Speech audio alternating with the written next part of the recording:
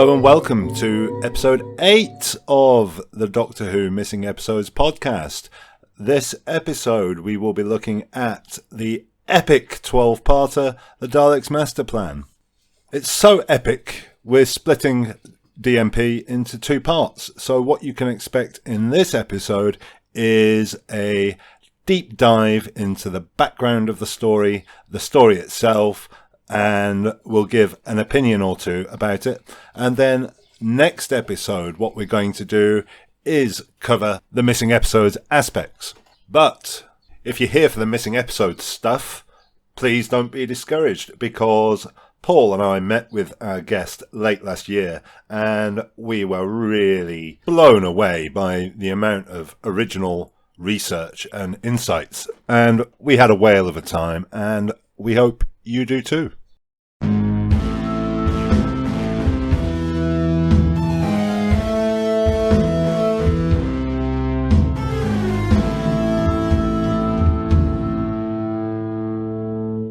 Our guest this episode is Gav Rymill.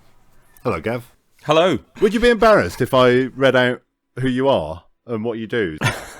No, I think it would help legitimise my Good. appearance after your series of well-known guests. Gav is an illustrator and graphic designer. He's done covers for various Doctor Who magazines. He's written a few features. He's also worked on the Doctor Who DVD files.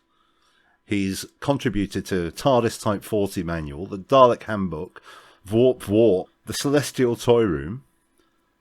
If that isn't enough, he did background elements for those brilliant... Paul, do you remember those series? Do you remember in Series 7 when they did those brilliant movie-style posters? Yes, I liked them. Yeah, they were terrific, weren't they? Gav did background elements for those. That was Gav. Yeah, Well, that was partly Gav. That was Gav. It's mainly Lee Binding, but I'll take some of his limelight. Can we have Lee instead then? He's done all sorts of image work for the DVD range. He's provided tons of model sculpts for the Doctor Who figurine collection. He's also responsible for the 3D TARDIS model stuff on the Blu-ray sets. Mm.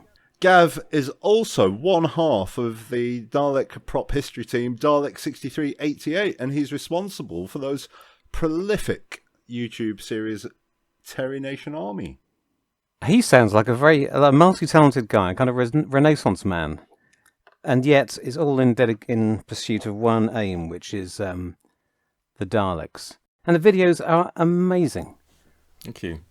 I wasn't expecting there to be so much original research in them, so I thought they'd be slick and entertaining and pass half an hour here and there, but I wasn't expecting to learn so much. So I hope you've got some more up your sleeve for tonight. Yes, got quite a lot. I mean, it's mainly thanks to other people very kindly donating me bits and bobs to pore through. Richard Bignell has been one of the main pillars of a lot of the stuff that we've done, because he just dumps shed loads of old paperwork on my doorstep, and I go through it looking for the absolutely tiniest, most pointless details and squeezing out 20-minute video. I was party to a conversation the other day between Gav and his Dalek 6388 partner John, and I saw some of the research in action. I don't want to spoil their work, but it basically involved John trawling through Google Maps and going to Street View to identify a street near somewhere where a Dalek was in a bit of film in the mid-1960s, and he trawled through the streets of various dozen towns, and it was just absolutely insane watching it. Yeah, John did an amazing thing there, and I won't spoil too much about it because he might talk about it next time, but suffice to say we had a puzzle that was absolutely impossible to crack because the information relied upon the captions for the photos all being correct, and when you lined all the photos up in date order, they just didn't make sense. So we knew something was wrong, but we'd been given these photos and this information, and there had to be a break in the logic somewhere because we knew what we were seeing with our own eyes didn't make sense. So despite the reliability of the people that were giving us this information, the only way to crack some of these problems is to challenge everything and question everything. And we've had a bit of stick in the past for being a little bit irreverent towards certain people or certain sources, because sometimes you just have to say, somebody's got to be wrong, so let's check everything. And so that's what John did. He ended up checking the location of this photo by going through Google Street View and proved that it wasn't where we were told it was taken. And that solved the mystery, because we knew something was wrong. We knew it couldn't be where it was supposed to be, but it was just persistence of John trawling through villages looking for church spires. What you guys do on a video is ask a question that nobody ever thought to ask, and then make you sort of hooked to the answer, and then go through the clues and solve it. It's absolutely phenomenal work. I think part of the thing is that there's not a great many questions left to be asked in Doctor Who, because of great work by people like Richard Bignell and Andrew Pixley and all of the big names. So there's not many stones left unturned. So we have to go for some very small and niche mysteries that we declare are important, and then we say that we've solved them, and therefore we've achieved something. And I should say, John, who can't be with us this evening, is going to join us down the line, hopefully, for a Dalek special, a Dalek 6388 special. And although we're not going to get into it too deeply in this instalment, subject to this podcast, the reason we're here is missing episodes. What does that mean to you? That's a really good question. I was trying to think when I became aware that there was such a thing of missing episodes. Doctor Who magazine, when I was very young, when I first started getting it in, I guess, the late 80s, it ran a page on the back inside cover that had a little profile of half a dozen stories, and those always listed whether episodes existed or not. And I think that was just part and parcel of coming to Doctor Who when I was about 8 or 9 and realising that it was just this incomplete thing. But it was also such a sprawling universe, and hundreds and hundreds of episodes that stretched out impossibly before me, all the ones that I could see. So all the ones that were missing seemed largely not unimportant, but given how much there was to see on the horizon, the fact that there were some black and white ones when you're 8 years old, and that's not massively thrilling. Having said that, the first stories I saw were black and white, and that's what was one of the things that captivated me. The first stories you saw were black and white? Yeah, I first saw the Crotons, believe it or not. That's what got me into Doctor Who, so I won't hear a bad word said about it. My dad had a VHS copy from the Five Faces of Doctor Who repeat. Good man. And I walked in on him watching his embarrassing secret, and I said, "What's this?" And son, it's time for you to enter a larger world. Yeah. So he sat me down and gave me the Doctor Who talk, and soon I was learning all of the names of the Doctors, and the rest is history. So I actually got into Doctor Who while it was between Colin Baker and Sylvester McCoy. So the first Doctor Who I ever saw on broadcast was Time and the Rani. So Crotons followed by Time and the Rani got me solidly into Doctor Who, and the rest is history. I thought Time and the Rani was quite good when I was 8. At the time, it terrified me. The T-Traps absolutely terrified me.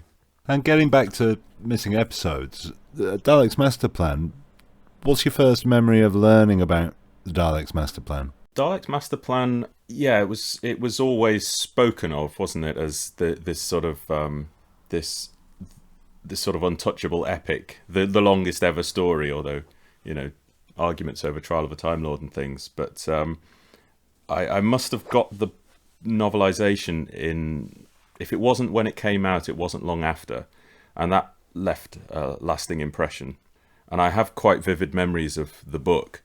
What's interesting coming to the research later is finding how much of the book takes from Terry Nation's early draft, not the screen version. So there's John Peel blended both versions of the script. So a lot of the stuff that I later discovered was early draft stuff is things that echoed in my memory from reading the book from a long time ago. But when the early years VHS came out, that was a fairly life-changing moment, which was 92. I was, I guess, 12, just gone 13. and the Daleks, the early years. I Yes. just watched those over and over again.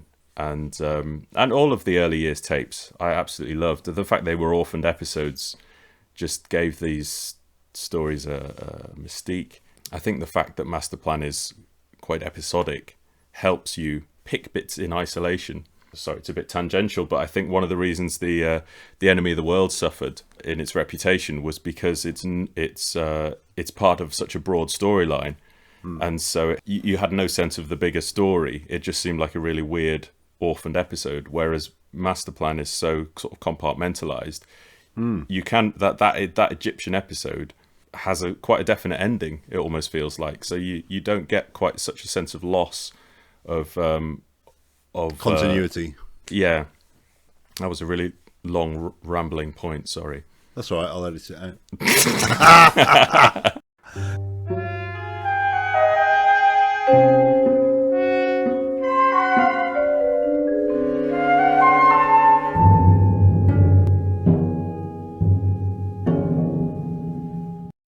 What we're going to do is we'll review the story. We'll cover the missing episodes aspect next time. Gav, as you're a man who finds great interest in many things, if at any point, you feel that our scope of discussion isn't going to cover something I'll tell you what, I'll give you this random fact buzzer. It's so rotund. Which is Brian Cant's death scream. I'll give it a go. Thank you. It's beautiful. And in the time-honoured fashion, we're going to discuss the background, and we'll get into some production stuff. We'll talk about the story. We'll cover the characters, and we'll each give our opinions about the story. So, Terry Nation had been commissioned to write his fourth Dalek story, and when this was discussed at the top levels of the BBC, literally on the top floor, Hugh Weldon, who was in a senior position at the time, gave feedback from his mother-in-law, one L.G. Stroud, Mrs. L.G. Stroud, who he deemed to be the average viewer of Doctor Who, said, more Daleks. And so it was agreed that the 6-part story would be beefed up to a 12-part story. It was the start of Dalek Mania, and I think Hugh Weldon's mother-in-law had a finger on the pulse. I did a small calculation. Between November 64 and February 66, thanks in part to her, 27 of 57 episodes of Doctor Who had the Daleks in. So you basically had a 50-50 chance of any point over beyond a 12-month period. You turn the TV on and there was a Dalek episode on TV. So this was the period that cemented the Daleks as basically the other component of Doctor Who. It was the Doctor, the TARDIS, and the Daleks. And Hugh Weldon's mother-in-law is the person we have to thank for this. Thank you, Mrs. Stroud. And behind the scenes, one John Wiles, who sounds to me like perhaps not the easiest person to get on with, threatened to walk out over the doubling of the length of the Dalek serial. And he was talked down by Donald Tosh over a rich BBC lunch. I suppose it's because it interfered with his vision of what Doctor Who should be. It's been an ongoing theme, hasn't it, that we're trying to spot exactly what Wiles' vision for the programme is, because it takes a while to turn, like the old cliche about turning round the oil tanker. But it takes a while for him to put his stamp on these stories one by one. And sometimes you have to look for little clues. And although I think some of the decisions they make in this story, some of the things that make it different from what you might expect from your run-of-the-mill, if there's already a formula, isn't there, for a Terry Nation 6-part Dalek story, some of the things that make this stand out seem to me to come from John Watts' frustration with being lumbered with him. Some of the choices he makes. Yeah. But we'll come on to that. Yeah. And so they had the 6-part story agreed that Terry Nation would write it. In researching this, I found out that the Mission to the Unknown prequel was commissioned for the 6-parter. So Nation already had 7 episodes on his plate. And then they expanded by 6 episodes. And Verity Lambert said that there would need to be help. And she commissioned Dennis Spooner to help write the additional 6 episodes. Yeah, so there's paperwork of her basically saying, this is impossible. Terry Nation couldn't possibly expand to 12. but we could solve this problem by bringing another writer on board, and she puts forward Dennis Spooner, and then that gets approved. Okay. I think what's interesting, I've been looking at the paperwork. Yeah, he was initially asked about it in January and then officially commissioned in February. Now, I think that the paper trail often is a formalization of things that have already happened, or talks are in the work, conversations have happened, and then people's names get put on contracts and things. And there's an example of this down the line. But if he was working on Mission to the Unknown from February, and then he was commissioned for the 6-parter of Master Plan in May, I think it's reasonable to suppose that in that period of time that he had formulated the concept for what the 6-part Dalek Master Plan would be. Uh-huh. I think that his original vision for Master Plan is hiding in plain sight. If we refer to his earliest story outline that we have is 12 episodes long. But I think that critically, throughout all of Master Plan, all of its structure from first outline to screen, there's basically 6 episodes that are set in one time period. And then there's a further 6 episodes which aren't. And there's some overlap between episodes 6 and 12, but for argument's sake, you can take episodes 1 to 6 and then take episodes 7 to 11 out, or 7 and most of 12 out, and then just end it. So if we refer back to that first outline, I could propose what the original 6-part Master Plan was. And it featured the Guardian of the Solar System, or I think he was Galactic President originally, which was a man called Ban Hoong. In episode 1, we meet the charming Ban Hoong. Brett meets Doctor Who. They steal the vital part of the Dalek device, and the episode ends with Ban Hoong being revealed as a traitor. Episode 2, they steal the yacht, it crash lands. Episode 3 is the penal colony. Interestingly, the Daleks arrive on the penal colony in episode 3, so we would have had Daleks amongst the prisoners. Uh-huh. Episode 4, they arrive in New Washington. They meet Brett's friend Tom, who sends them off in a rocket. Tom gets killed. Episode 5, the rocket lands on the planet of Mists, which would later become Myra. They steal the Dalek ship. The theft of the Dalek ship is a trap. That is then piloted back to Varga, which later became Kemble. And I think at that point, episode 6, we can assume the Daleks regain their vital part. The Doctor then activates it, and the Daleks are wiped out. And the story ends at episode 6. And I think it's telling that through to the screen version, the TARDIS still departs Kemble at the end of episode 6, and you could insert an ending into that and draw a line under it. And at that point, you're just spinning the wheels, aren't you? It doesn't matter if there is 1, 2, 3, or another 15 episodes in the middle. You could expand or contract it as long as they end up back on Kemble again. I mean, I hate to get ahead of myself and start reviewing it this early, but for all that I love this story, it doesn't hide that very well, does it? It doesn't hide the fact that it's been inflated, that you've taken a 6-part story and crowbarred, I don't know, the Keys of Marinus into the middle of it. Or arguably the Chase. Do you think the tone would still have been distinctly different from the Chase from the beginning? Yes. I think particularly the first 4 episodes of Master Plan are the core of the original Master Plan. I think episode 4, particularly, The Traitors, I think that's the tone of the real original 6-parter that we'd have got. And I think also as a jumping off point for Terry Nation's spin-off series as well, I think. But it's also the darkest point in this story, isn't it, really? Quite early on, it sets the stakes. It tells you that there are more stakes, there's more uncertainty in this story than we usually get in Doctor Who. Is this just the mood Terry Nation was in, or is this Tosh and Wiles telling him they want something a bit more, inverted commas, grown up? I think Terry Nation's draft is darker than what ends up on screen. I think there's elements in it, particularly with the sacrifice of the companion, whoever it turns out to be, and the prison planet. There's nastier lines in there, and there's a more oppressive nature. And I think what's really interesting is that Nation was building this universe. He originally set it in the year 1 million, and it was reconfigured to the year 4000. But I think Nation was constructing a really interesting world with the Space Security Service and Mavic Chen and the galactic politics and everything. And all that is a self-contained and interesting story. And then they have 5 episodes or 6 episodes to fill. So it suddenly lifted out and becomes something else.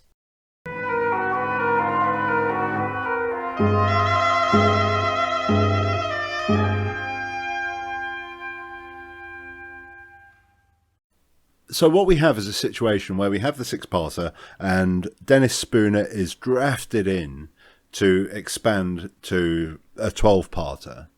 And we have there are various fan myths and fan rumours that stories along the lines that Terry Nation would turn up and hand over, a half-length draft of an episode that Spooner or Tosh would have to expand on. Having heard last time that Tosh's recollections aren't necessarily accurate, is that a fair assessment of Terry Nation's contribution to the 12-parter? No. I heard an interview, Donald Tosh, he said that Terry Nation delivered an outline and he wrote all the dialogue for Dalek Master Plan. But we have Terry Nation's drafts. Right. And Terry Nation wrote full drafts. And there are, I mean, in some cases, wholesale changes, but part of that was through necessity because of a situation with a fluctuating companion, for one thing, as they were trying to work out who would be the next long-term companion. But, I mean, I did a moderately detailed breakdown of episodes 1 and 2. I would say, at most, they were underwritten by maybe 5 minutes. Right. I mean, there is some directorial sleight of hand, shall we say. I think Douglas Camfield ensures they run as long as possible. I mean, episode 2 is easiest to analyse simply because we have the visuals. So we can determine how much is visually redundant or not, and it's harder in other episodes. Yeah. But in episode 2, for example, there are 2 shots where it takes Trantis 30 seconds to cross the room. There's a 30-second shot of the delegates clapping.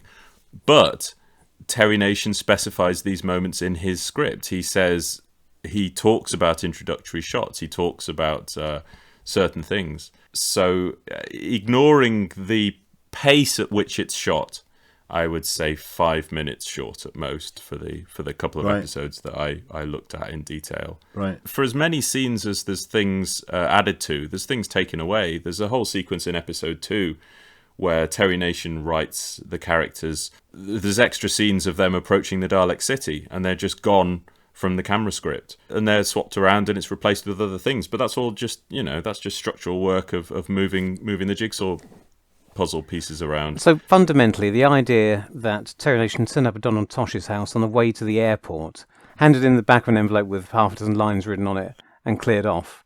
This is not with any base in fact. Yeah. Can I just repeat what Toby said last time for anyone who missed it? He put it rather bluntly. If everyone involved in a production was dead and Donald Tosh could claim that he had done something, he would say he'd done it. So, of course, he's only saying that because Donald Tosh is dead.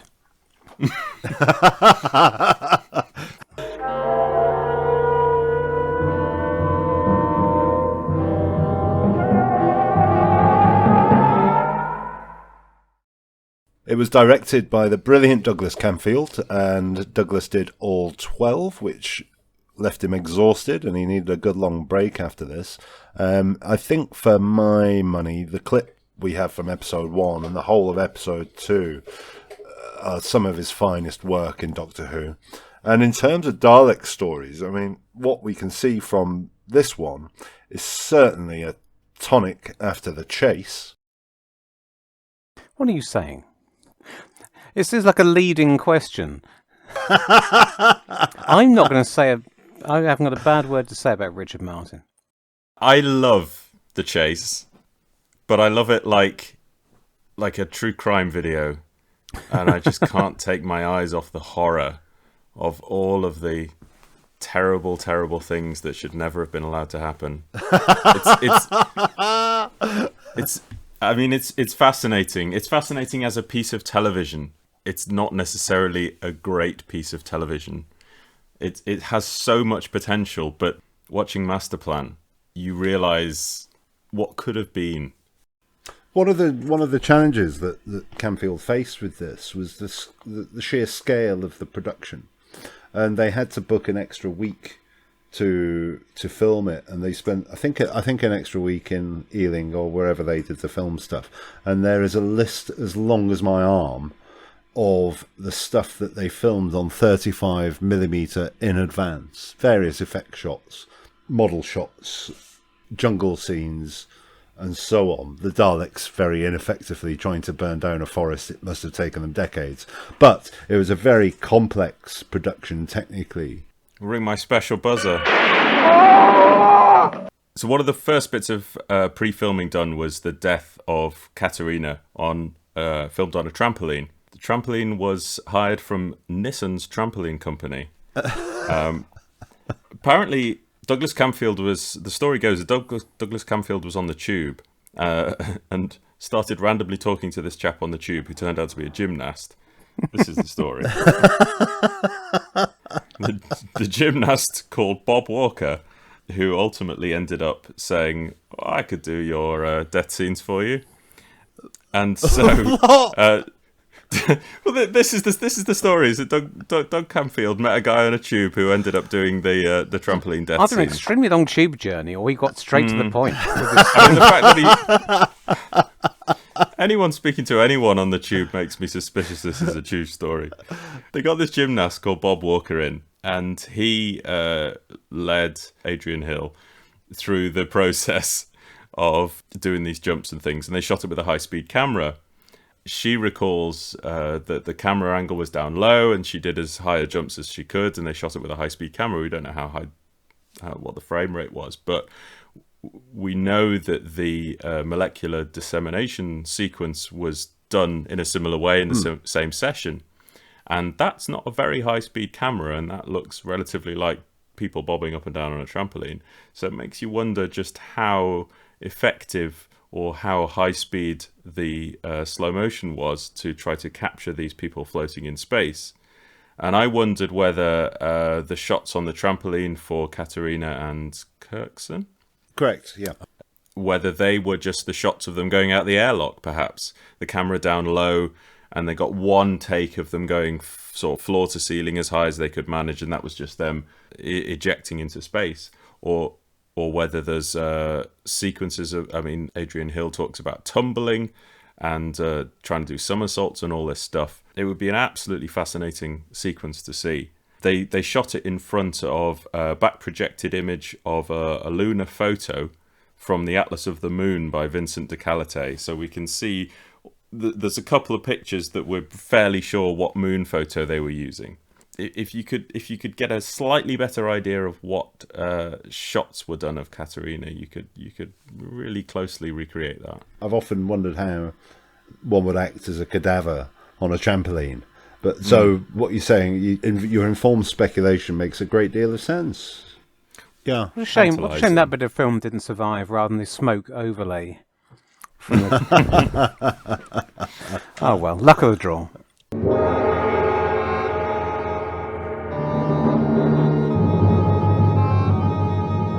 While we're talking about the production element and Camfield's attempt to tackle this mammoth story, there is a series of notes from mainly the design department bitching about Camfield. Oh, really?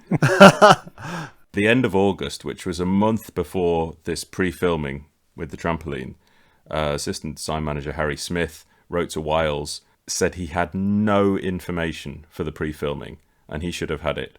It was a week late. And as a consequence, that the design department may refuse to build things, or what they build might be substandard because they just didn't have the time to build it. Wow. Okay. And that theme continues throughout the production. There's another note on the 14th of August before weekly videotaping. The design department hadn't had the script for episode 1. They said they were in a very serious position.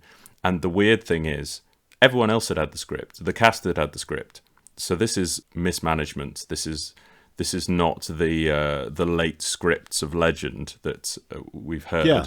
This is the failure to disseminate the information that the team needs to do their work. And this is being put at Douglas Camfield's door. Well, there's another note. In November, the chief designer said this production is a near disaster, and it is the fault of Douglas Camfield. And there's a continued feeling that this guy bit off more than he could chew. And they tried to assign 2 directors to do these 12 episodes because they said it was more than one guy could handle. How fascinating. Because Douglas Camfield is by no means at this point a novice director, is he? Because he's already done The Crusade. He's already done half of Planet of Giants. That's fascinating. But it's an enormous task. Yeah. And the irony is, of course, that we see the end result, and it's a tour de force. And the complaints behind the scenes don't reflect what we end up enjoying, as far as we know. Yeah, you've also got you also get the sense that John Wiles perhaps didn't have his shoulder fully behind the wheel on it. Yes, you get the sense that they handed it to Douglas Camfield and said, "This is your problem." I think one of the things that strikes me watching the existing episodes is the production design looks great and the sets look massive. Yeah. The Dalek control room set looks big. Yeah. And it's sparse, but it's beautifully designed and it looks interesting. And in the missing episodes, I think the biggest loss is the episode where we would have seen the Dalek pursuit ship, which was this enormous set. They built the entire exterior of the Dalek pursuit ship and they built the entire interior to match it. And the interior is this incredible kind of array of pistons around the outside. They kind of look like pistons to me, and control desks in the center, and it matches nicely with the outside, and the outside has these enormous sort of tubular structures, and they've got these struts, and it's great. And I think that's it's a real loss. I think that'd be really interesting to see that enormous set, because it looks really impressive in the photos. And in terms of production design, they did their usual thing, and this is the stuff that interests me, is that how they recycle the prop components and the elements picked from one design to another. So you've got when Stephen does the gravity force experiment. Yeah. And he encases himself in the force field, and the technology he uses for that is actually the chair from the Space Museum that the Doctor was interrogated in. So you've got all these little recycled prop components, and you've got big control room panels on the outside walls that have been used later in Power of the Daleks and Macro Terror, Enemy of the World. You can see them in colour in a film called They Came From Beyond Space. You love your panels. It's brilliant. Oh, I love my big panels. Those big panels keep me up at night. There's all kinds of stuff. There's some stools that look like sort of egg timer shaped that first appear in the Sensorites, and they appear everywhere. So they crop up in Dalek Master Plan as well. And you can always find these same bits. Yeah. It's always interesting following the breadcrumb trail. I could ring my buzzer for this, but I don't know if it's a suitable interjection. But no, just in terms of interesting reuse of props, the necklace that Zephon wears later becomes briefly the symbol of Time Lord Society, so far as we know it in the War Games, and then is promptly forgotten.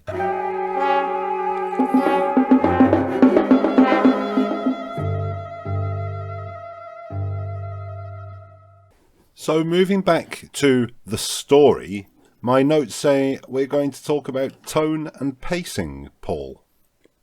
I mean, what I'm wondering is, based on what Gav said earlier about Terry Nation having had a 6-part plan for this story before it was bumped up to 12, the tone of that original story wouldn't have changed, and so it wouldn't have been trying to be an epic, would it? It's just a story that's had some other bits grafted onto it. So is that something fans have brought to it over the years? Looking back at it and saying, that is a story of epic sweeping grandeur. Is that not something anybody would have considered at the time? You've got this situation where the chase had been this whimsical pursuit through time with comedic moments and daft characters. They very much didn't want to do this again. So the Dalek Master Plan was conceived as a punchy thriller in a gritty future, and it was a world of corruption and spies and prison planets and weird facilities and the security service and all this kind of stuff. But that was as a six-parter, and then it gets suddenly extended, and they say, well, what can we do to extend it? So they add 4 episodes of a whimsical pursuit through time with comedic moments and daft characters, and that's just you kind of get this the chase squeezed in before episode 11 returns of the sort of consistent tone. But I think the finesse of Camfield and this kind of hard edge that he brings, it kind of makes the whimsical elements don't completely lift you out of the horror of the world that Master Plan has created. Yeah. You think that's mostly down to Camfield's direction of them, rather than the fact that they're not really written. I always feel that as comedy, they're not as punchy as they could be, other than 7. But it all seems curiously muted, with odd moments that, with a lot of stuff with the monk, I feel like it would have been funnier in the context of the Time Meddler than it is here. I couldn't work out if it's Dennis Spoon having an off day or just trying to be faithful to the context. I kind of feel like Spooner was trapped into doing what he did, because the gritty plot, like Gav said, is already locked in place. So where else can he go? Yeah, it's interesting because if we hadn't had, it is continuing the travelogue that started in episode 3. As soon as they leave Kemble the first time, we're essentially just moving. If it wasn't for the fact that you go back to Kemble at the end of 6. In 6, and then we get a sort of half-time pause. If it wasn't for the fact that you had to have episode 7 and then come back again, I think the whole thing would feel much more seamless, and it would look like the tone had gradually changed. I think the tone is slightly undermined by the stakes changing, and the stakes change as soon as the time travel element is introduced, because this universe is created of politics and traitors and characters, and you have a core of antagonists. And then the minute you drop out of time, those antagonists become essentially irrelevant. You get the Daleks and Mavic Chen, follow them to Egypt. But then the new antagonists are this bunch of Egyptians or the Hollywood people or whoever they happen to bump into. There's no sense of the sort of political continuity of all the espionage and the framework that's been created in the year 4000, and it really undermines the sense of, wouldn't it be awful to be set against the state, a corrupt or totalitarian state, or it's been suggested that this is sort of embryonic Blake 7, and So this idea that you've got this awful government and it's corrupt and you don't know who you can trust. You've got Daxter, he betrays them, and Mavic Chen and all these people.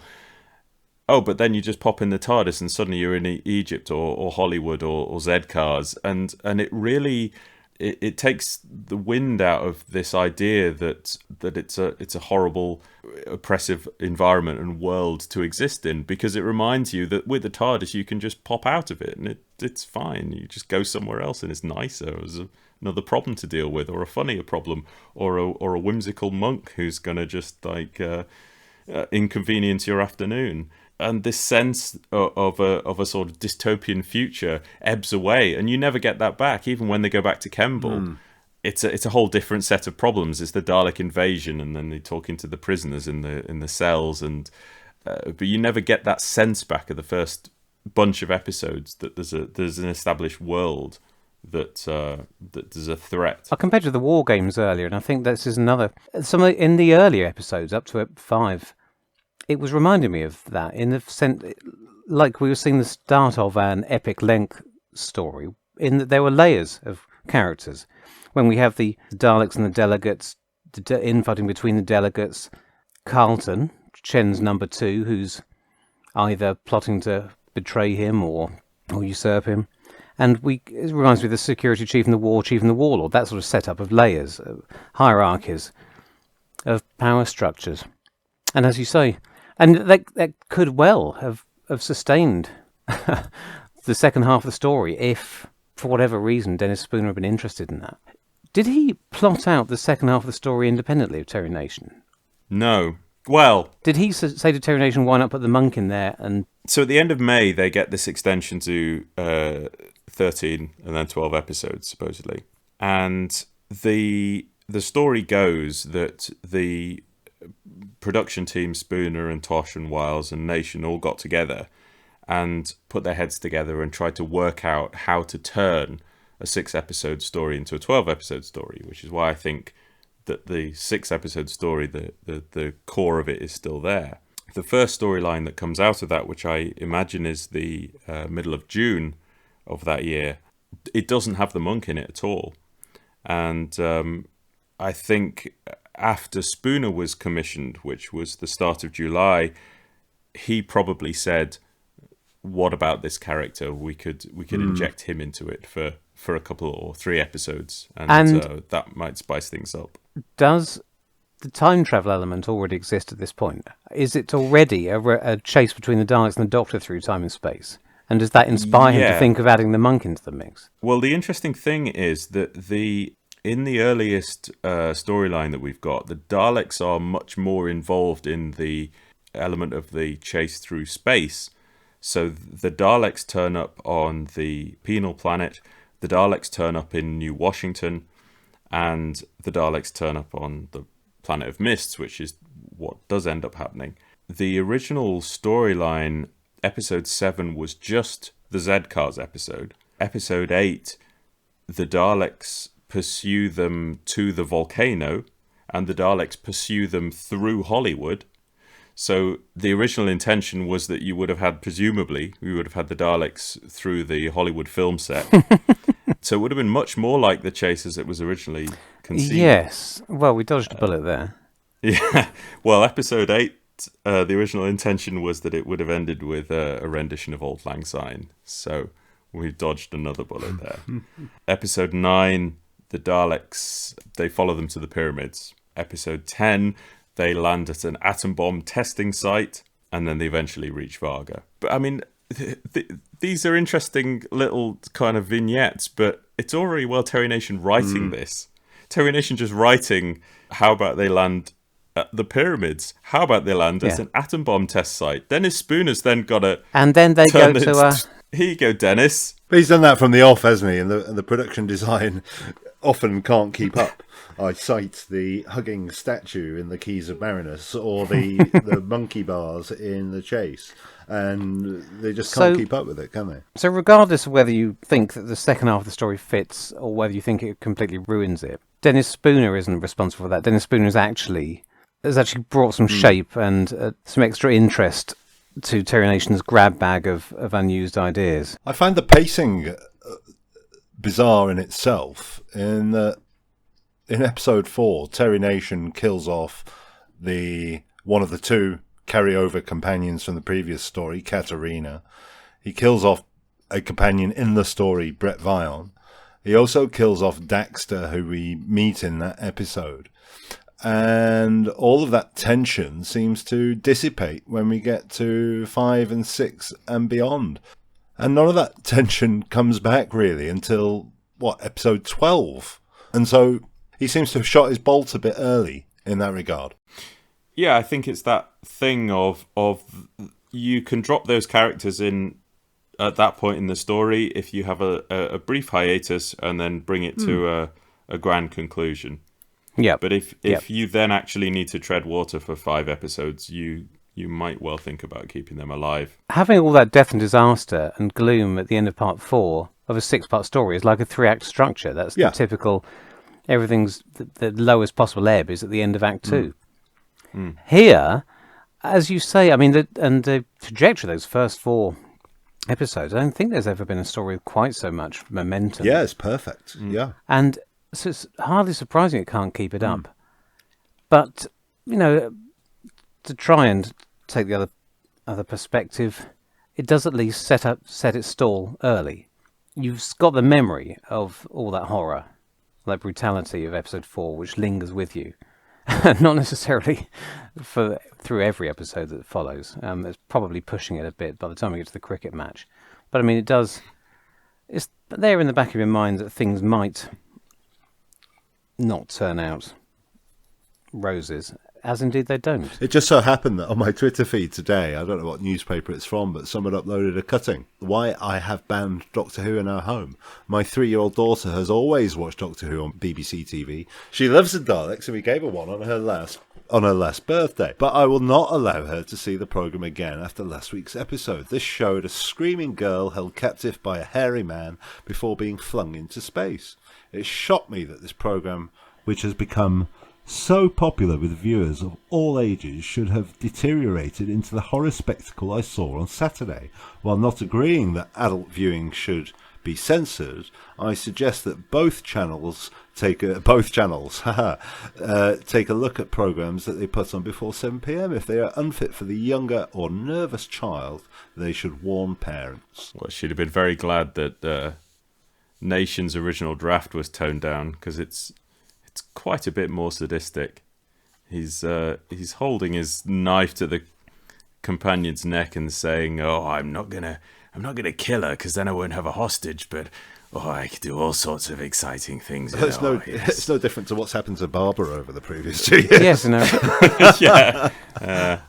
It's an inch away from the sexual sadism that we've had in the delights of the Time Meddler, but he's pretty gritty. He cuts off a lock of her hair and he says, "No, I won't kill her. I'll just hurt her." And they toned it down a fair amount to the version that woman's complaining about. So, bearing in mind that we've had 4 episodes of tension, thrills, and brutality, it's gone a bit flat. And then we've had a dramatic U-turn into comedy hijinks. We do bring it back, ultimately, to something approximating the atmosphere of the early episodes, don't we? In the second half of 12. Yeah. And, there's some mystery in episode 11, and there's a lot of desperation and horror at the end of the story. Is this Dennis Spooner is this entirely because that's from Terry Nation's original plot, rather than Dennis Spooner thinking I probably ought to bring this back around to where it started? Terry Nation's early storylines are all very consistent with what Spooner ends up writing, including the Galactic Council being locked up, and they get freed to assemble their forces against the Daleks. And then the final episode is a one-line summary. This is the final punch-up with the Daleks, and the Time Destructor gets activated. Now, Terry Nation's version didn't involve the death of Sarah Kingdom, did it?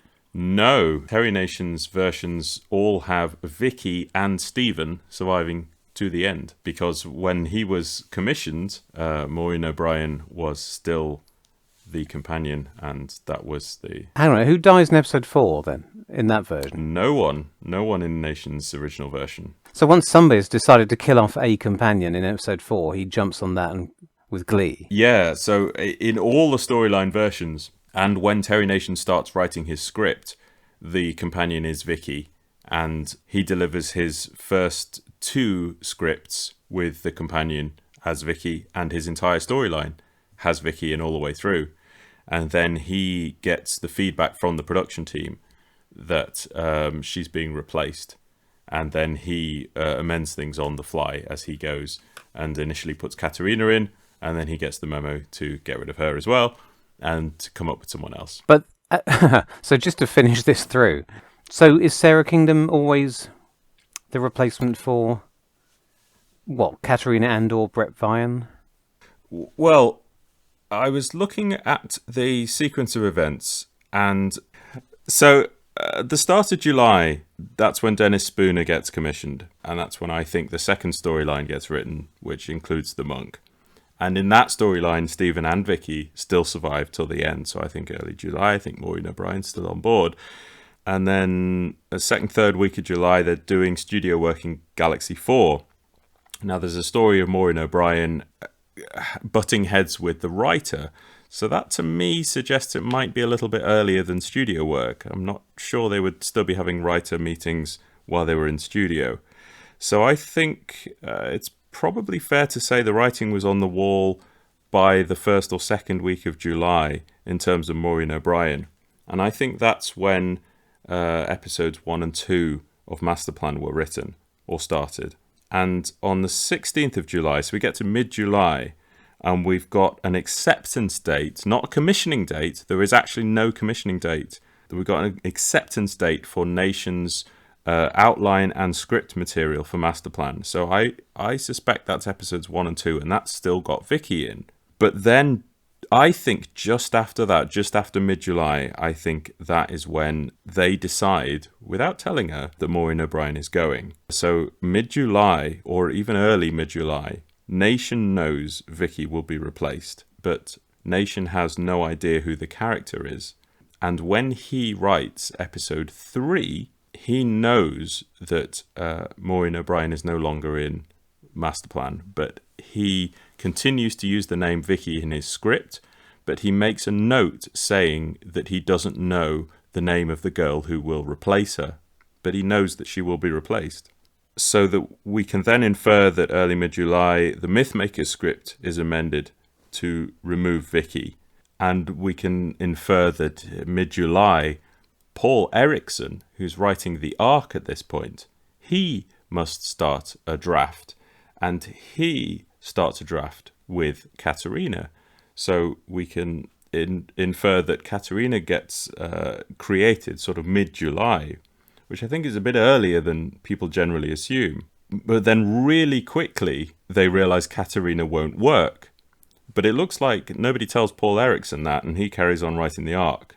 But Terry Nation does get told, because Terry Nation's then writing episode 4, and he's asked to kill off the new companion. So he writes his scene in episode 4 where the companion gets ejected out of the airlock, but he already knows that it's the companion that replaces Vicky. And he knows a little bit about her because he puts a note in his script that says that he writes a note that says something like, Donald, you write this, but you write a script to do with something to do with her being the daughter of the gods. So he clearly knows it's Katerina, but he is not invested enough to write the big end speech. So Tosh sorts that out in the redraft. And Nation then creates Sarah Kingdom, and he advises Dennis Spooner. And the reason I'm confident of this sequence of events all playing out before the end of July is because Spooner's scripts for episode 8 and 9, Volcano, and as it was then, Land of the Pharaohs, this is July, they have Sarah Kingdom in. So by the end of July, Spooner is already writing Katerina's replacement. So I'm reasonably confident that there's a sequence of events that plays out over at least a fortnight and maybe 3 weeks where Vicky is replaced and then Katerina is replaced and then Sarah is created, and Spooner factors that into his script dated July. Now bear in mind that the final day of recording of Galaxy 4 was July the 30th. So Maureen O'Brien was still in studio doing her job, having been replaced twice over. And then the principal cast go on holiday, and it's at that point that everyone knew, it seems, from what I'm seeing, everyone knew except her. And he's okay, well, just tell me before I start writing another entire draft, this new girl, what accent does she have?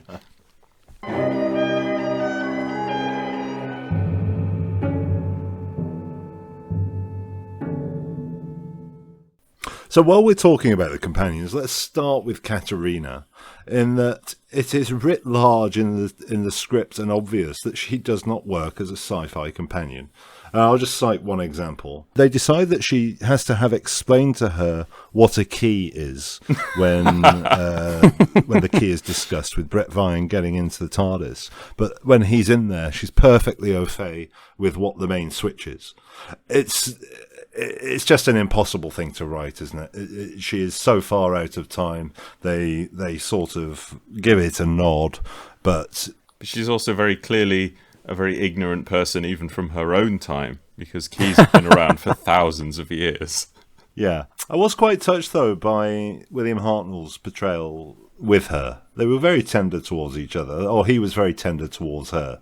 So kudos to him for that. But it's very clear she just would not have worked as a character. I'm glad that they we had this experiment, whatever reason, bizarre series of circumstances brought it about, because I think it works very nicely. It's quite touching, and you can tell where it's going right from the beginning.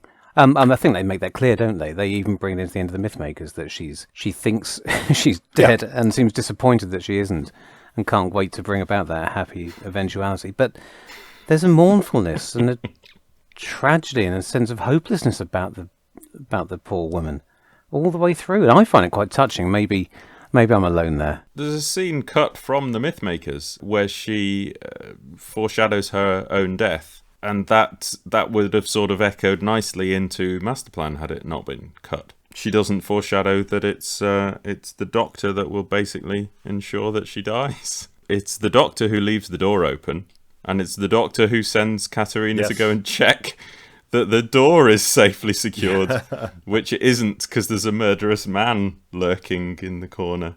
So, so the Doctor's pretty directly responsible for that. Speaking of the Doctor, William Hartnell's struggling in this, isn't he? We haven't really dwelled on the fluffs apart from for amusement with some notorious lines, but he's getting a very high miss rate, isn't he, on his lines here?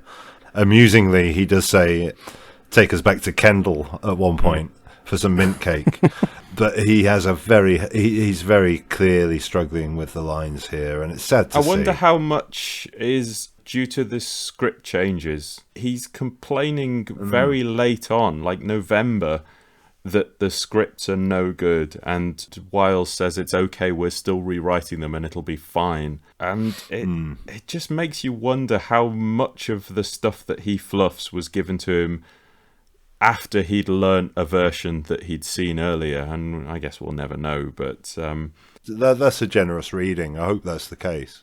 One thing I did notice with him is it's well known that he got on very well with Peter Purves, and there's a lovely moment. I think it's in episode 2 where Stephen is still injured on the ground, and he gives him a lovely tap on the leg. It's a really nice moment saying, "I hope you're okay, my boy." And then he's straight into Grumpy Doctor character again with him, and he gets up and he says something like, "Well, you better pull yourself together so we can go and defeat the Daleks." There was a very nice touch there. I think he's very powerful in this story. I think he's really assertive, and he's butting heads with Brett a lot. And I think that's really interesting that Brett is written as this sort of new lead when you've already got Stephen as a rival lead. And there's a lot of really decent lines of the Doctor just pushing up against Brett and his ideas and who's in control of this spaceship, and that kind of thing is just asserting who's in control at any given time and who's the authority to formulate a plan for the next thing that happens. And it's certainly initially in the first few episodes, it's Brett's universe.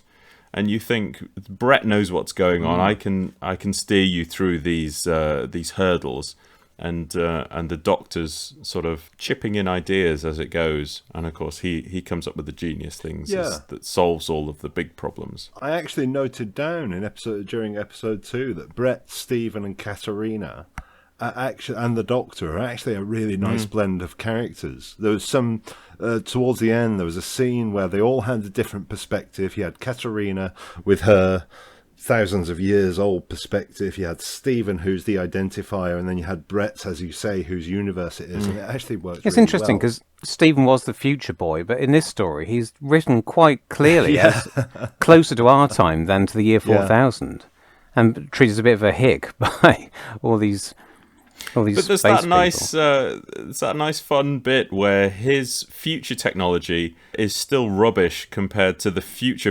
technology of Sarah, and she's ridiculing him for having these ideas about gravity power. Yeah. It's really nice.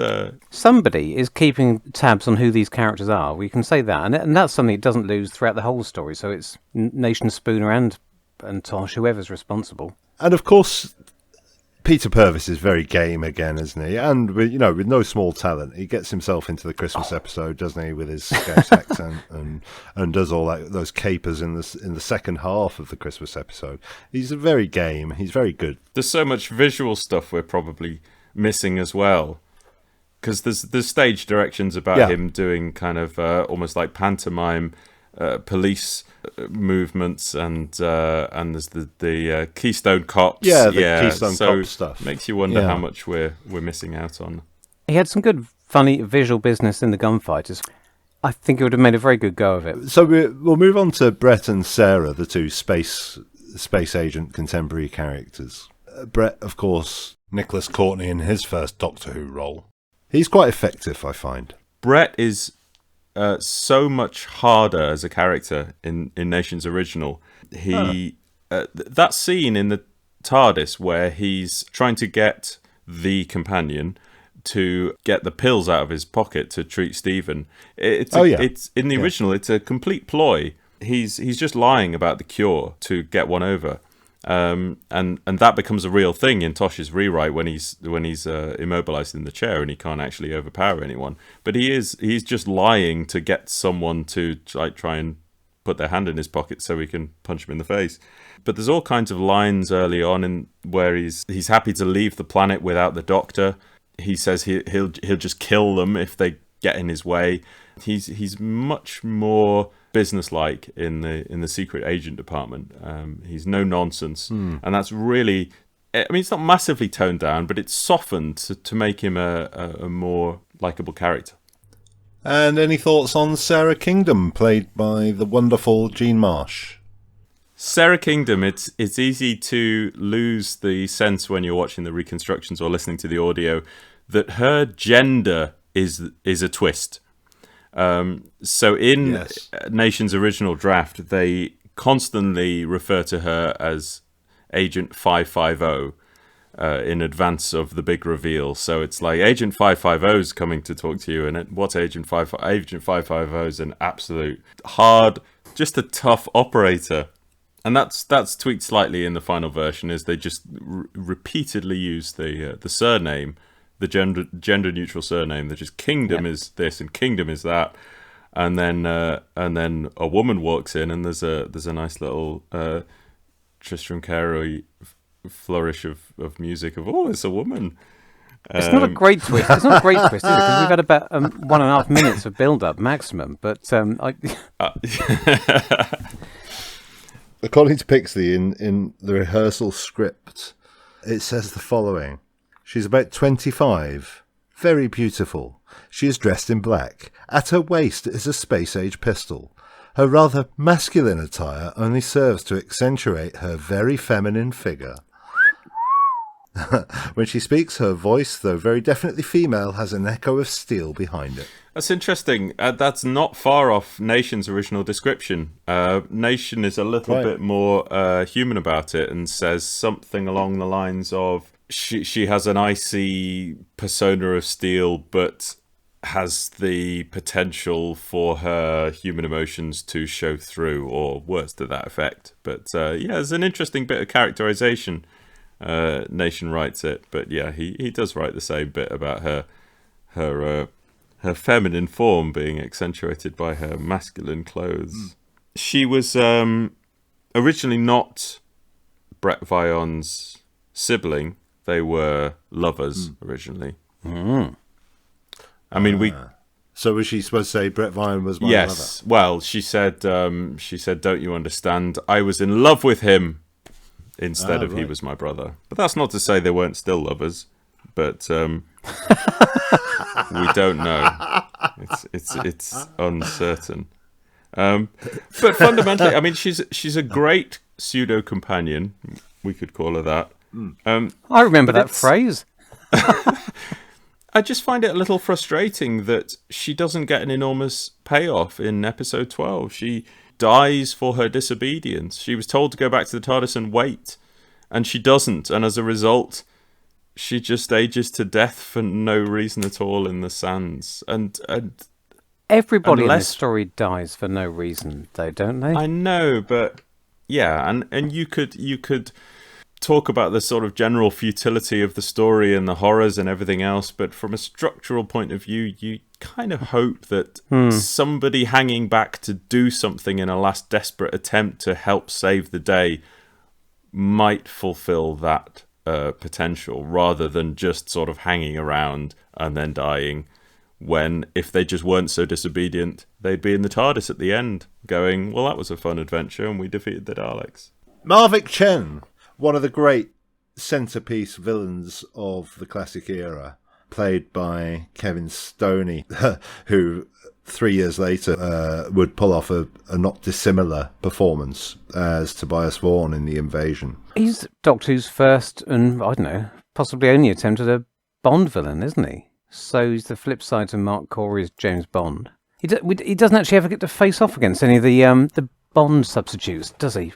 So maybe that's where the analogy falls down. And he's by several degrees bigger than any single villain we've had in the program before. So I think he's one of those many small. I was going to say that this epic quality that the story has, I think, comes from the fact that it's more than some of its parts. I think it's lots of little things that coalesce to make it feel more than just. The length is only one of them, and I think he's one of those things. He wouldn't fit in a 4 or 6 part story, would he? I mean, okay, he nearly did, but I just think it burst out of the seams. When I was watching, I was struck by the Bond villain thing, and also struck by the echo, which would have happened a couple of years later with Salamander. Very, very practically, in that they both start off with this projected background interview of them both being benevolent characters, and then they both go down this path of Bond villainy, don't they? So, yes, he's better written in the early episodes, but it's kind of justifiable because his arc is careening towards madness. But he gives the Daleks a run for their money, verbally, as well as all the plot machinations, in a way that few characters ever have. I mean, the Doctor, to this point, very rarely takes the piss out of the Daleks. He treats them with the righteous fury that they deserve, but Chen just raises his pinky and makes rather camp little quips at their expense. Yeah, again, quoting Rob Shearman and Toby Haydock in their book, they say it's a big weakness of the plot, that it's very early on that the Daleks reveal they're going to exterminate Chen. But I disagree. I think that's essential to Chen's character. And that you're sort of thinking, well, how can he get away with it this time? Or how long can he last? And I thought that was one of the few points that they make that I disagree with. It sort of adds to Chen's sense of a villain who can sort of carry himself by his own confidence, his own overconfidence. Watching it this time, I did wonder idly if it's revealed too early to the viewer that Chen is betraying humanity. That twist comes, in the first episode. But I think, with hindsight, that's because this story is supposed to be half its length. Yeah. If it had been planned as 12 episodes, I think point. that would have come in, a few episodes later and been an extra twist. But also, in what context could you have had scenes with him? Well, exactly. It would have had to be plotted completely differently. He couldn't have been there with the other delegates at the start. It would have been a different story, but I'm just. You'd have had 3 episodes of him in the TV background of people fighting over watching news coverage of him. I'm not going to sit here and rewrite the entire story for your pleasure, well, you Gavin. should. No, you have to pay good money for that. But I have some ideas. Can we talk about the Daleks? No. Seeing as we've got the one of the 2 world foremost Dalek experts here. And I'm going to do a little diversion. So I asked for comments on which missing moments people would most like to see. And we'll go through those in part 2. One of the comments was made by a gentleman called Jess Jerkovic. And let's just talk about Jess for a moment, because I was scrolling through Twitter however long ago, a year ago or so, and the thing about being a classic Doctor Who fan is that I get affected when someone does something that is so stupendously nerdy and so stupendously talented that it knocks me for 6. Gav, your Terry Nation Army videos would be an example of this. You just think, oh my God, someone has got a connection in my niche. And I was scrolling through Twitter and I heard someone playing a piece of piano music. And it took me a few seconds to get it because you don't normally hear it on piano. I'll play it in now.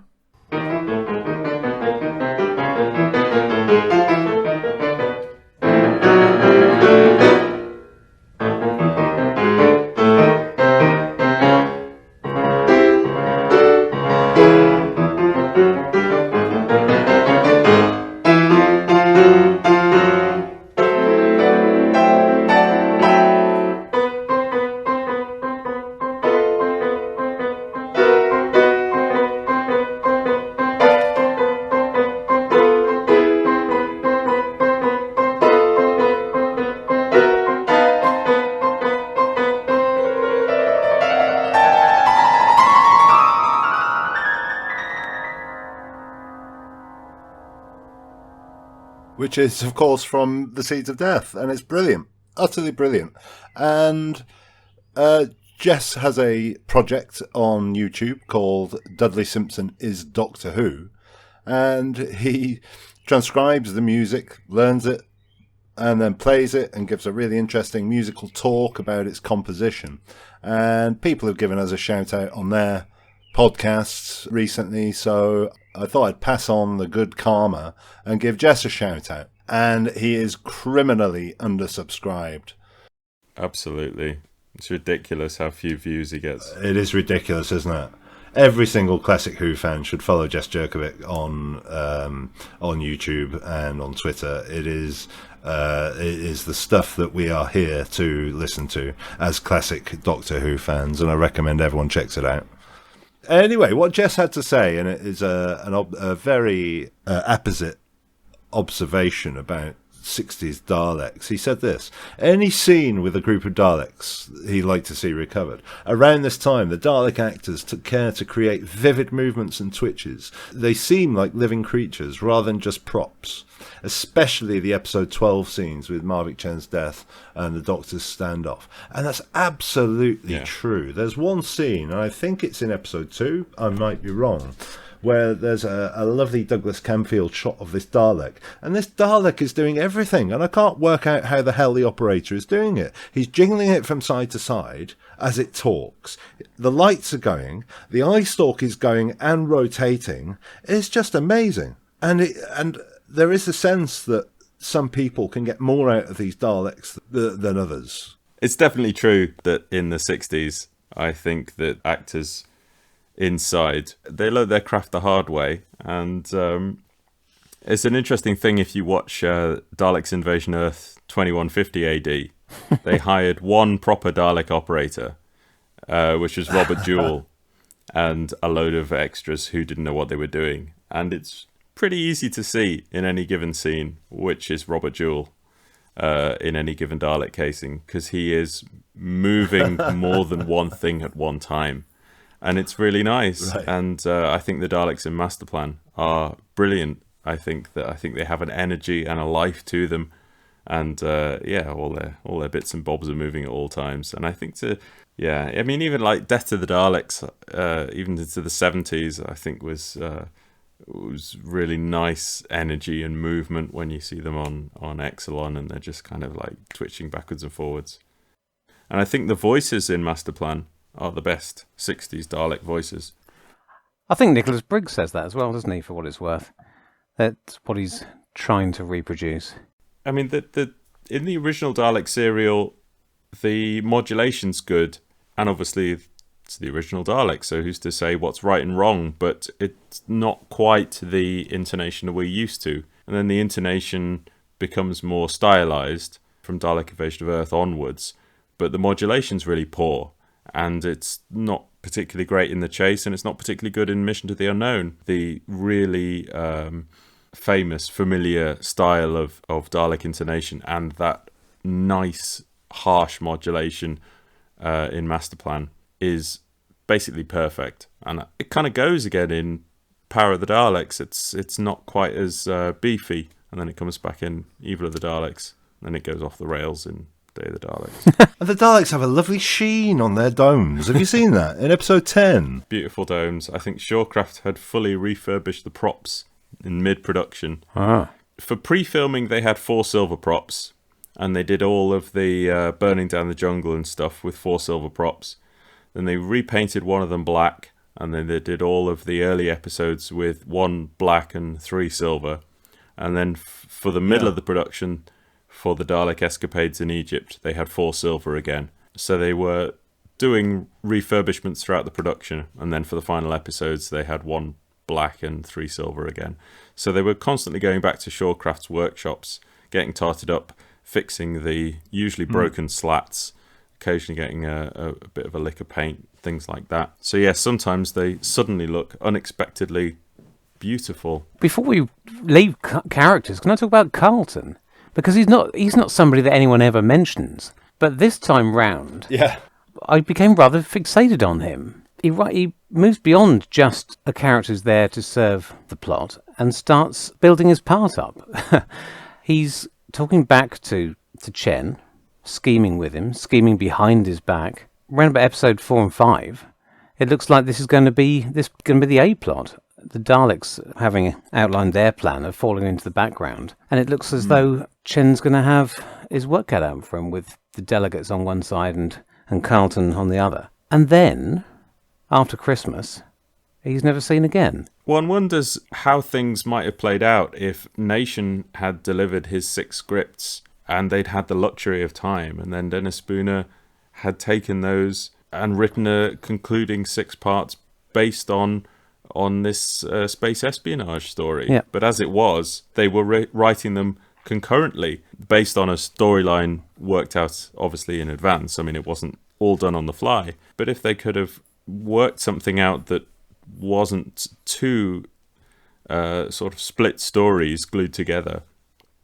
that would have been a really nice character to continue to its conclusion. I think the disappearance of Carlton is the single biggest sign that this story was split down the middle. Yeah, that line is rather...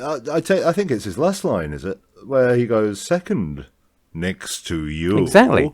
As if he's going to supplant him at some point, and it's completely wasted. He's got his own cliffhanger. Yeah. And so, I mean, it's really obvious when you look out for it. And it's a nice, chewy performance as well. Don't know the actor from anything else. What did Big Finish do with him? Nothing yet, but I'll be on the phone in the morning. So, Tim, the delegates, of course. Hopefully, you've been thinking long and hard about the various changes in the character names, character designations, the designs, the costumes since Mission. Well, I have the answer to that, Yeah. Paul, in that I was supplied it by a lovely fellow called David Niven Wood. And what he has suggested to me via private message when we were discussing the Daleks Master Plan of an afternoon, as you do, is that the reason the delegates change between productions is because they are not delegates in person only. They are delegates as a representative of a planet.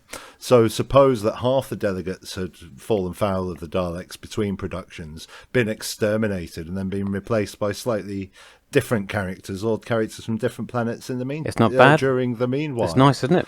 It suggests nice. that possibly... I'll buy that. Yeah. Well, it fits with all the machinations that we do see on screen. Why isn't Chen called Earth then?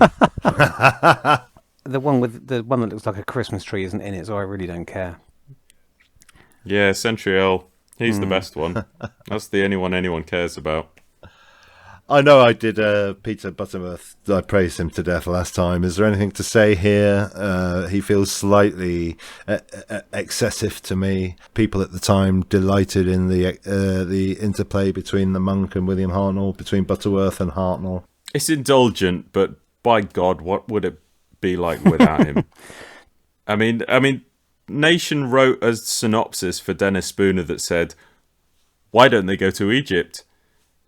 I mean, before they put Peter Butterworth into that. Since you've outlined what we could have had, I've completely changed my perspective on this. I still think there is a better version of Daleks Master Plan that doesn't, where those 4 episodes are more tonally consistent. But what we've got is better than what we could have had. I'm going to sign my buzzer now because of nipples. Because, according to the wardrobe requirements, when we see Brett Vion on the 3-dimensional video screen, when they're assessing him as a threat, I think it's Marvick Chen talking to Sarah Kingdom about how he's the enemy. The wardrobe requirements say that Nicholas Courtney will be undressed in his top half from the waist upwards, and that we get a bare-chested shot of him moving in this 3-dimensional screen scenario. So you would have got a beautiful shot of his nipples.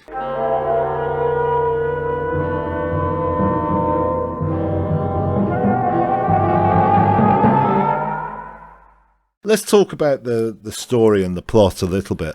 I do have a few issues.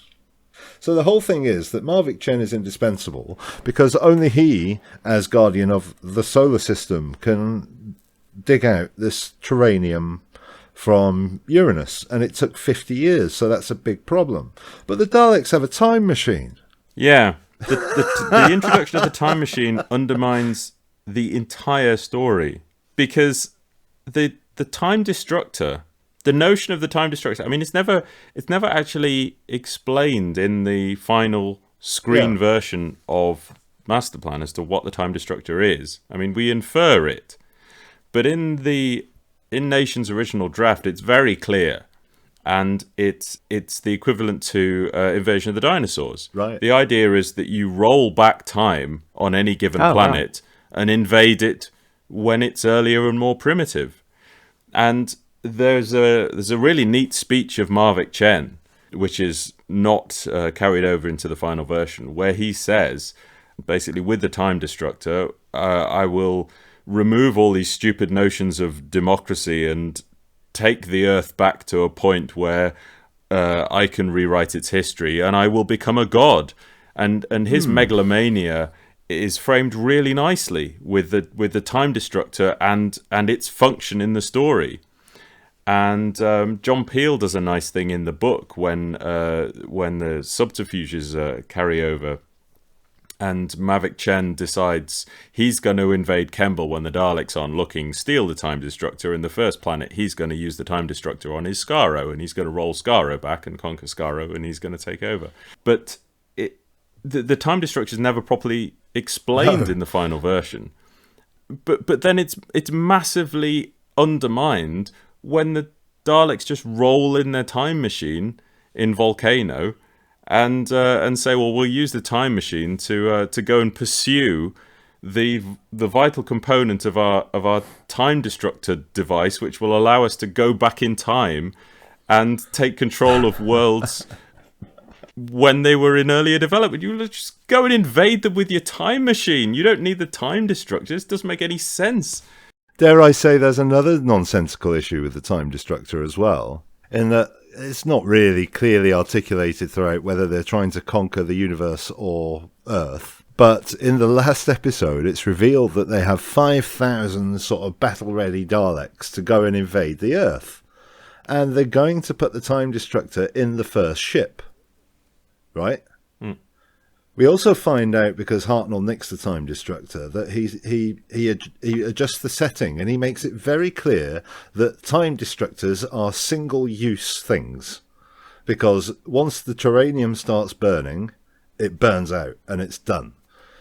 So was this whole time destructor thing was obviously a ploy just to capture, or roll back time originally, the Earth. So what are they going to do with the rest of the universe, where the hard people are? It doesn't make any sense whatsoever, and it just completely takes the knees out of the whole 12 episodes of build-up. Because really, they're just using this terrific weapon to try and conquer the Earth. Something that they'd already mentioned in the script 200 and odd years before. Or, sorry, 2,000 and odd years before. Is it made perfectly clear that... I mean, it would make sense to me if the effects of the time destructor take some time to get going in episode 12. Yeah. And they seem to accelerate almost exponentially. Yep. I mean, it would make sense as a weapon if it was going to roll out beyond the planet on which it's located and have effects throughout the system, into the galaxy, into the universe. So the Daleks would only have to set it off once. And because, I mean, I entirely agree that it has become very muddled between Nation and Spooner as to what this thing does. And in the end, it's just a catchy name. It might as well be the reality bomb. But it fits the epic scale. The fact that it's, I don't think you're supposed to think about it too much. It's just supposed to be definitely not. The Deus Ex Machina of weapons is supposed to be the most frightening, terrifying weapon. Yeah. If the terranium is uranium, then this is a atomic bomb metaphor, and it's just the weapon we have to be afraid of. And of course, you're right to be picky. That doesn't make any sense in the context in which we've... I mean, if it's going to be the reality bomb that destroys everything and sort of rolls out, well, where the Daleks going to go? They're in their fleet behind the lead ship with it. Well, exactly. But as for the time machine, yes, it doesn't make any sense. The reasoning is that's not how time travel works in the programme at this point. And indeed, throughout most of Doctor Who, If you take it logically, you end up with the curse, the fatal death. You end up with the sort of Stephen Moffat version of time, where people can endlessly go round and round and round, and villains and the heroes can rewrite each other's schemes. You can't think that way with time travel in Doctor Who, otherwise the entire thing falls apart. And the Daleks use their time machine the same way the Doctor does. It might as well be a space machine. It's just a way of moving from one scenario to the other. Once they get out, they tend to forget that they're in another time and just do their thing, get back in and move off. There's also something that doesn't quite sit comfortably with me about the astronomy involved, and we've alluded to before about the confusion between galaxies and solar systems. Don't worry, I've fixed this. I've spent a lot of time thinking about this, worrying about this, right? And something occurred to me. Let me just get my notes. So, okay, I'll give you the short version. Most people, and certainly when Terry Nation wrote this story, when you talk about galaxies, most people think about the big spiral galaxies. So some people are aware that our next nearest galaxy is called Andromeda. And a slightly smaller percentage of people will know that there's a galaxy out there called Triangulum. And beyond that, nobody has any clue. Big galaxies, the distances between them are absolutely insane. So I was working out a kind of idea, a hypothetical idea for a speed of hyperspace, right? Right. So I came up with the idea that if it takes 10 minutes to cross a light year, yeah, the nearest star to Earth, which is Alpha Centauri, it'll take you 40 minutes to get to, that's an okay commute, isn't it? So the 40 minutes to the nearest star at this arbitrary speed we've decided, that would be 39 years to Andromeda, the next galaxy. So that's just kind of trying to give you the idea of the distances you're talking about. And then the next, there's another galaxy, NGC 2403, that'll be 152 years. So, I mean, you're talking basically improbable distances.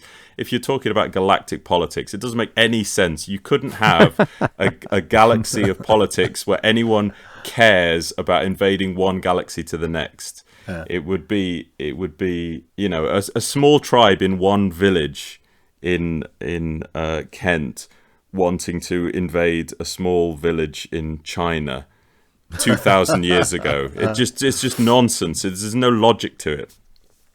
So that's the framework in which Terry Nation. But the reality is there are loads of small galaxies that essentially orbit the Milky Way. There are dwarf galaxies that orbit the Milky Way, our galaxy. So we've got our massive Milky Way galaxy, and around it are these tiny little clusters of stars. And if each of those was one of the galaxies that the delegates represented, they are really relatively close in astronomical terms. Some of these galaxies, some of these dwarf galaxies that orbit the Milky Way are closer to Earth than Earth is to the center of the galaxy.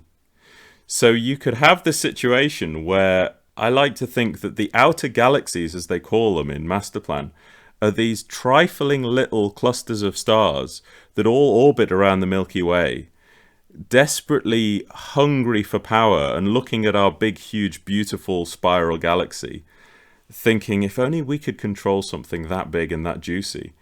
And there's an interesting little bit in Master Plan is that they talk about how the solar system in our galaxy, in the Milky Way, has its reach, its influence beyond the solar system.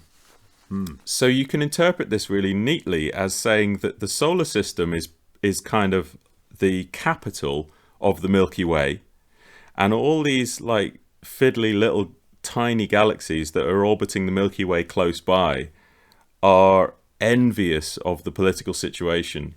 And Mavic Chen, although he only runs the solar system extends its influence throughout the Milky Way. So all these crappy little galaxies wandering around the outside, some of which like are only I mean, some of these galaxies are only 1,000 stars. I mean, they're really tiny. And they want more control. So they have their sights set on the conquest of the Milky Way. So you're not going to these enormous intergalactic distances. You can ignore Andromeda and all these proper barred spiral galaxies that are out in the distance of the depths of space. It's all really local, trivial galactic politics, all centered around the Milky Way. And you can resolve all of the nonsensical distances if you believe that all of the outer galaxies are these tiny little group of clusters around the Milky Way. And that's my solution to all of the Master Plan politics problems. Wow. Coming to a Terry Nation Army video near you. That's an exclusive for you. Oh, it's beautiful. Wow. They've all got names. I can name you some. The Canis Major Dwarf Galaxy, Draco 2 is 70,000 light years from Earth. I mean, they're all relatively close. Baius. Zephon, Tran, Solation, Yeah, the Solation Galaxy. Warrior. Fantastic. The only problem is they do mention that they all went to a meeting at the Andromeda. Oh, But I well, that's neutral territory. Of course they went there. no, I live in Kent and I went to a meeting in Florida. no. This is a really local conference centre named after Mrs. Andromeda. The name is a coincidence, and you just have to ignore that and half a dozen other lines of dialogue which also make no sense.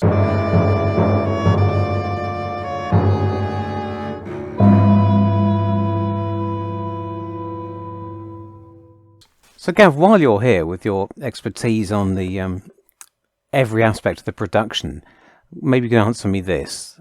Doctor Who famously disappears for most of episode 11. And I'd always assumed that Hartnell was on holiday this week and that he's only in the opening TARDIS scene. I assumed that must have been pre-filmed in the way that they often did. Normally, for Ian Chesterton, who's a much more important character, but I assumed they'd done something similar here, pre-filmed a bit and allowed him to clear off on holiday. And that's why we don't see him again for the next 22 minutes. But I gather that's not true. No, it's weird, isn't it? So if it's not that, He was in studio and he recorded his first TARDIS scenes of that day, and it's very illogical. The only clue, perhaps, is it was his birthday the next day. Is it possible they gave him the day off and they rewrote the entire episode? well, if Verity Lambert was still in charge, I might be thinking maybe, but It's odd. I mean, unless of course John Welsh was just glad for any excuse to get him out of the I studio. wonder. And by virtue of his absence from 2/3 or most of episode 11, they also have to rewrite episode 12 to bring him in at an appropriate point. So he's missing from a third of that as well. He just pops up out of nowhere, doesn't he? And is he always absent? Are there early drafts of episode 11 and 12 where we could see that? Yeah. He was there, yeah. Yes, they reapportion his dialogue mainly to Stephen. It's not the worst glossing over that I've ever seen, but it is pretty obvious. It's not quite like 10th Planet 3, is it? I remember the Doctor telling me off screen that the Cybermen are vulnerable to radiation. Well, there you go. Yeah, his birthday is the only conspicuous note in this whole peculiar affair. So they don't let him go off for a funeral of a beloved relative, but they will let him have a birthday party a day early.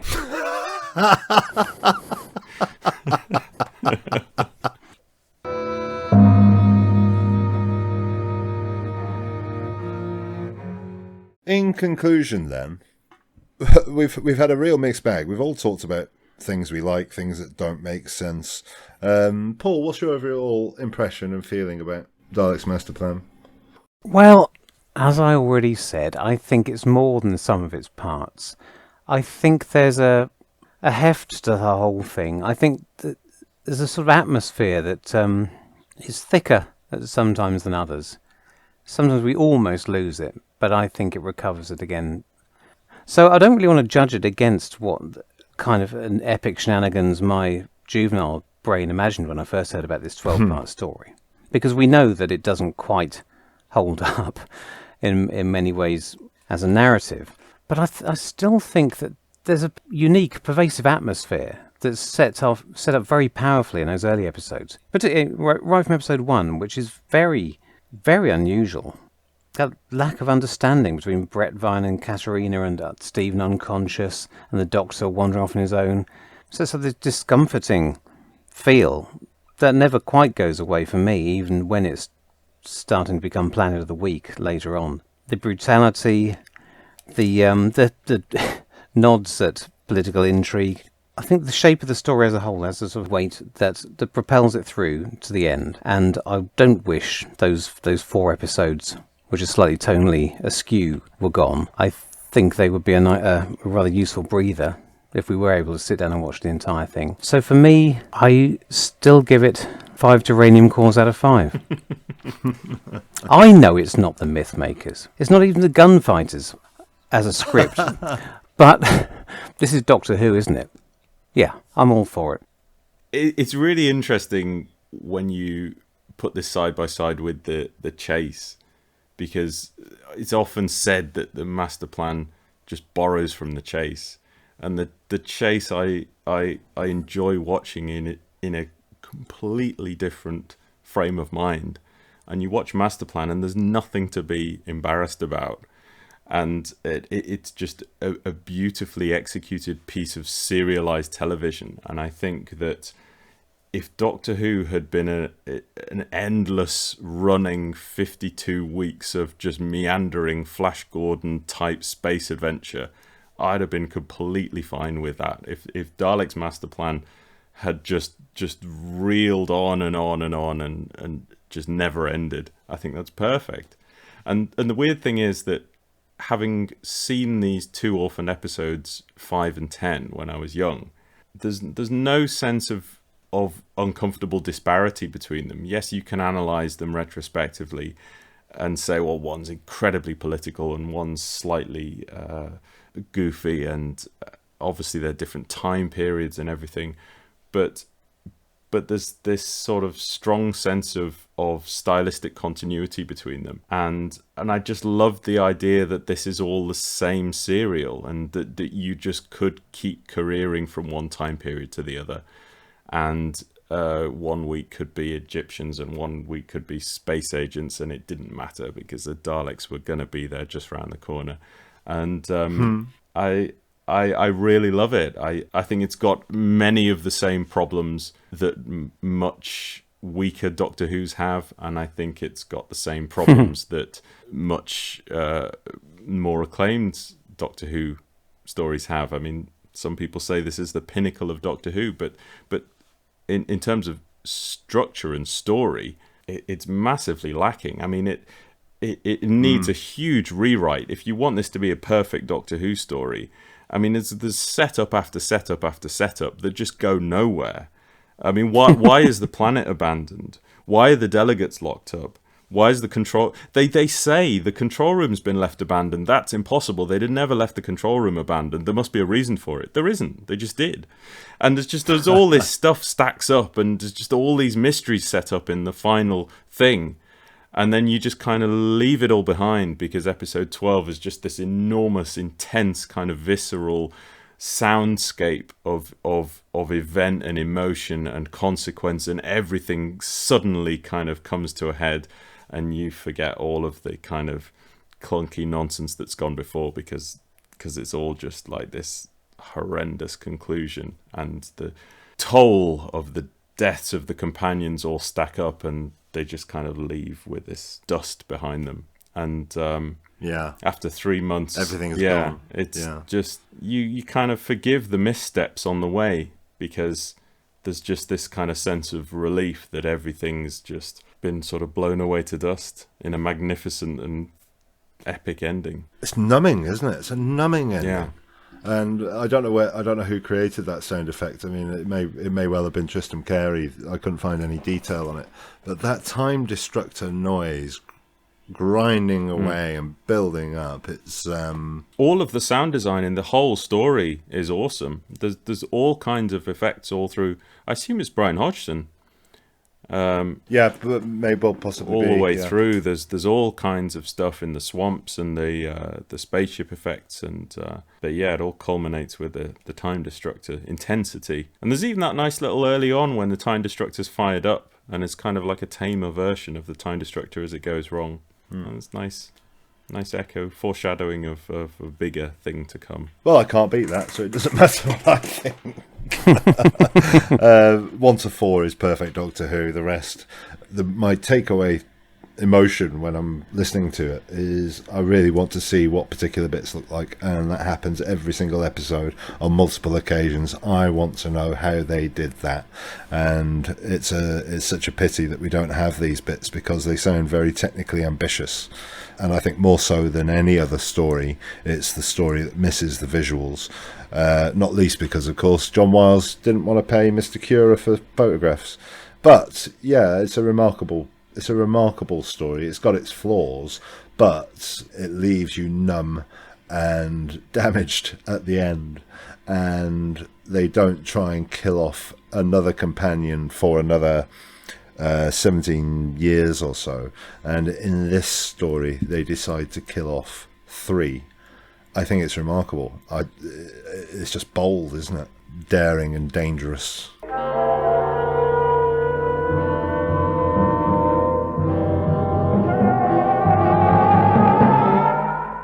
Well, Gav Rymill, what a treat that was. Thank you so much for coming on and for all the prep and research that you put into that. I'm sure the listeners will agree that it was an absolutely fascinating listen. And thanks to Paul as usual. Next time in part 2, we'll be finding out what our listeners said were their most missing moments. And of course, we'll be looking at how episodes 2, 5 and 10 came back and the prospects of finding any more. Please don't forget to share this if you've enjoyed it. Likes, shares and comments are the only way we know we're being listened to. And finally, thanks for your patience. Sometimes, unfortunately, real life takes over, but we'll be back, albeit slightly more infrequently. And thanks for listening.